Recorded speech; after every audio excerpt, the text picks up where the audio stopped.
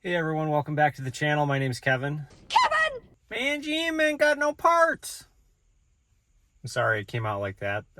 In my head, that's what I think about every time I have to wait another day for the parts for this truck. So in case you haven't watched my last video, and I haven't been posting very regularly, but I had a minor fender bender in the winter, in mid-February, mind you. And it wasn't until like 2 months later that the collision shop was able to get my truck in, because my truck was drivable, but it was banged up on the front left corner there. And it wasn't until a couple months after the accident that they could actually say they had all the parts and that they could start the build of the truck. So I brought the truck in. They took the truck from me. I actually went out of town, so I didn't get a rental car right away. But the next day they called me and said, hey, guess what? You know how we said we had all the parts to fix your truck and it was going to be, take a week and you'd have it back? They sent the wrong part for something that you needed, the front grill assembly. And I'm like, man, wouldn't you have checked that before you called me to let me know that you had the parts, so you had the right stuff?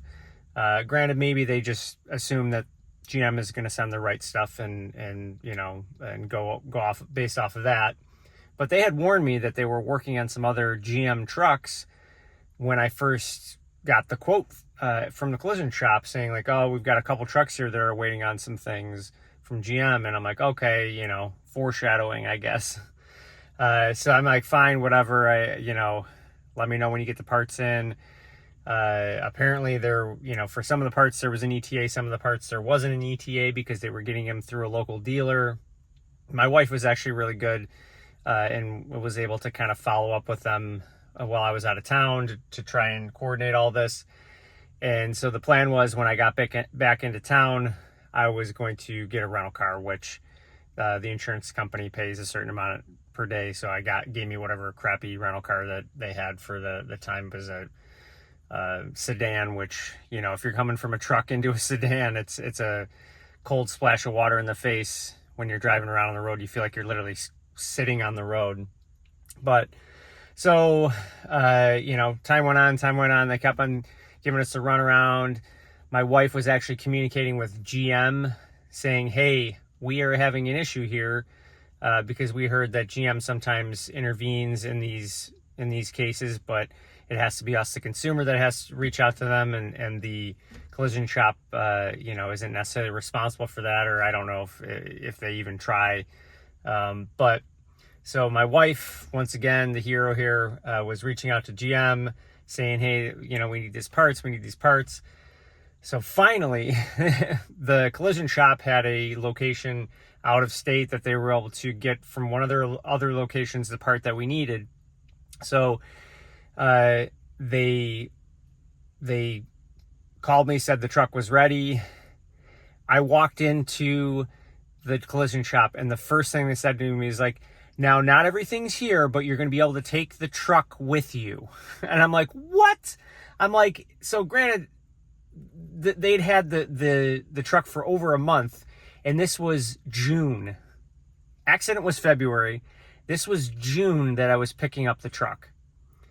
And they said it was ready, and it technically wasn't ready. So they were missing like there's a part of the grill that snaps in, and they're missing like the license plate holder, which was scuffed up or whatever. And so they're like, all right, we've got those parts on order. We'll call you when they get here, maybe 2 weeks. So it was actually a week later that they called me. This is getting towards the end of June. And they said, oh, the parts are here. I go in for the third time and they're like, hey, don't hate us, but the license plate assembly came in, but the part that snaps into the grill, and I took some video here to kind of show you what's missing. And if I can find a picture online of an actual grill of the actual part, you can see the video that I showed has it without the part, because I'm still missing it.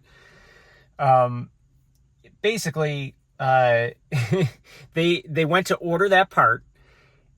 They placed the order for what the part was. They have a schematic that shows all the parts, and they're like, this is the part number we need. They plugged in the order, and apparently GM keeps on sending them the ZR2 logo for in place of the part that they actually need, which is just these slatted parts that snap into the front grille. So they had to sit me down again and go, hey, just, we don't have the part. I mean, at that point in time, I've been civil throughout this entire process. I'm one of those people that, I get it for the most part, it's not the collision shop's fault. It's really not the collision shop's fault at all. It's really GM's fault. And hence the title of this video is they quite literally have a difficult time making enough parts to, take care of little boo-boos like this. I understand there's, supply chain and all that stuff mixed into the equation. So maybe that's part of the reason why. So I don't want to completely throw GM under the bus for this, but it is very frustrating to someone like me who just wants his truck back drivable and looking sharp again. And for the most part, it does look sharp. I'm just missing that last little part. So kind of, it makes me a little irked because it looks unfinished to me. So I'm really hoping that they can get that part for me, because if, like they said, they're trying to order the part and the part number associated with they're sending a different part, it's either placed in the wrong bin in the warehouse, or they quite legitimately have a major issue in terms of getting that part ordered sufficiently. There's got to be somebody that's smart enough to step in and go, hey, we screwed up. This is not the part number for it, or this is in the wrong bin in the warehouse, or wherever they're sourcing it from the factory. Other than that, the truck's been great. I'm at about 18,400 miles right now. You shouldn't experience problems in that length of time. I'm about ready to have my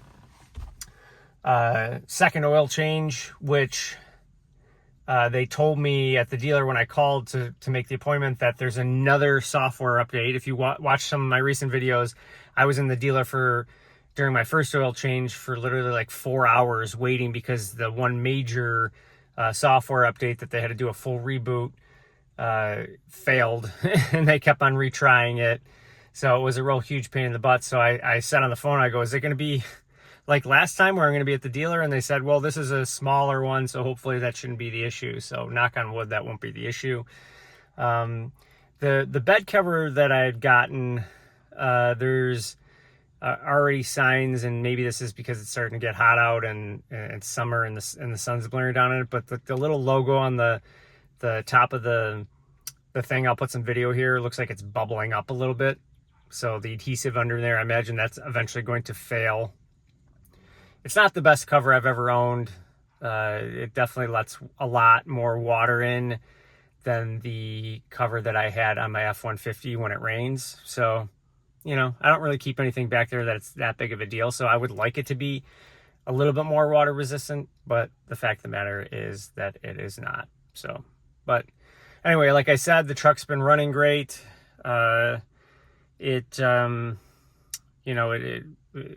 doesn't seem to have any issues with software gremlins in the system since that update. So everything seems to be working smoothly on that end.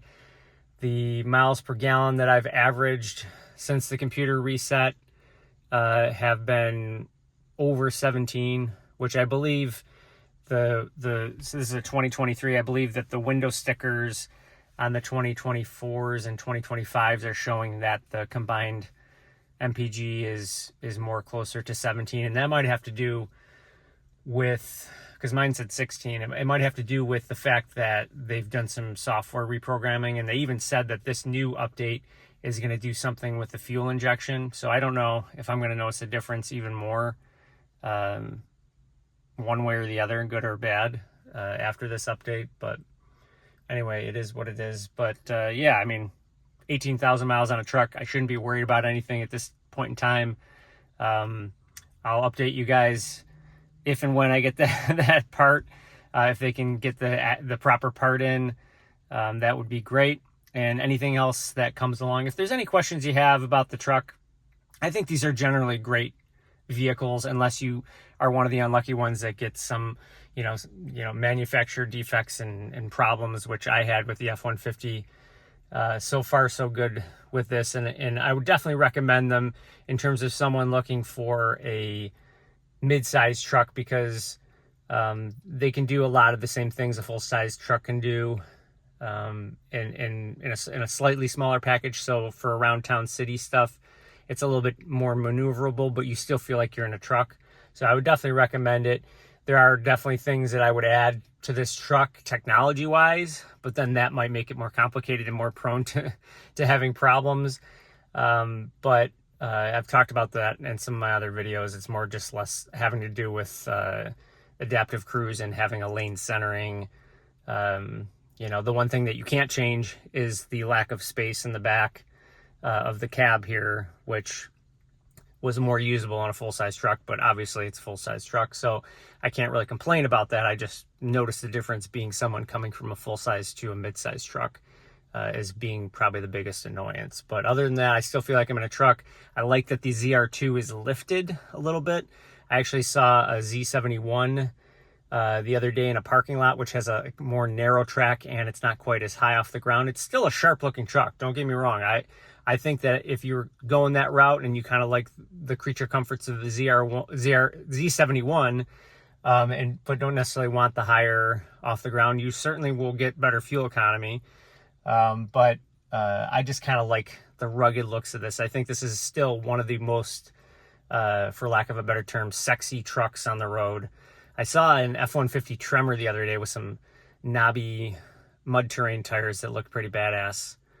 But I don't think you can get the F-150 Tremor in a power boost, which is what I had. I really like the concept of the power boost in a truck. It's a shame that it didn't work out for me, but maybe next time around, if I can afford a full-size truck, which probably won't be the case, but if I could, I would roll the dice on a power boost again. But I would almost wish that they would make it available in the Tremor, because I do kind of like the aesthetics of an off-road truck, even though I don't go off-road that much. I know that's a little bit of vanity creeping in, or a lot of bit of vanity creeping in, but they just look way better. Like street trucks to me, with lower, I don't know, like the air dams and all that stuff, they just look a little nerdy. They're certainly way more practical, but you know as well as I do that, a lifted truck with bigger wheels,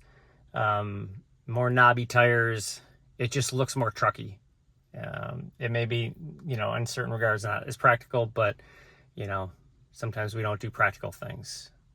Anyway, that's all I got for you this week. Like I said, I don't know when I'll update you again. Hopefully that part comes soon. If you have any questions about the truck, leave them down in the comments. Like, subscribe.